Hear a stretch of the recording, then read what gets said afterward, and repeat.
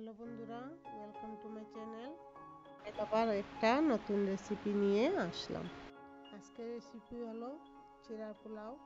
তো চলো আজকের ভিডিওটা শুরু করা যাক। প্রথমে কি কি উপকরণ লাগবে ওটা আমি দেখে নেব।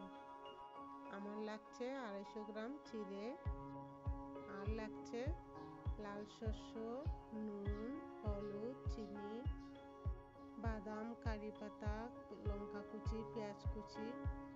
এখন একটা পাত্রে জল দিয়ে চিড়েগুলো ধুয়ে নেব।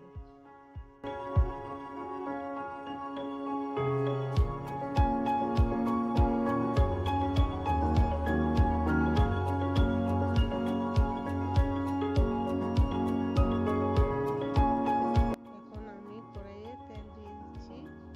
তেল গরম হওয়ার পর বাদামগুলো ভেজে উঠে নেব।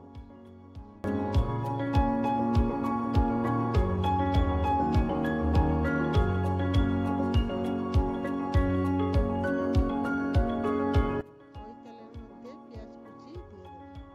পেঁয়াজগুলো অল্প ভাজা হয়ে গেলে এর মধ্যে লাল শস্য, কারি পাতা দিয়ে দেব।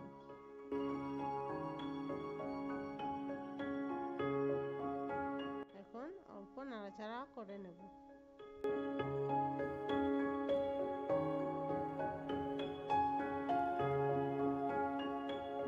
এখন লঙ্কা কুচি দিয়ে দিলাম। এখন হলুদ দিয়ে দেব।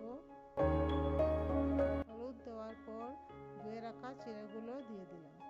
এখন ভালো করে নাড়াচাড়া করে নিই। তারপর স্বাদ মতো নুন দিয়ে দিলাম। ভালো করে নাড়াচাড়া করতে থাকবো। এখন ভালো করে হলুদ কালার এসে যাবে, তখন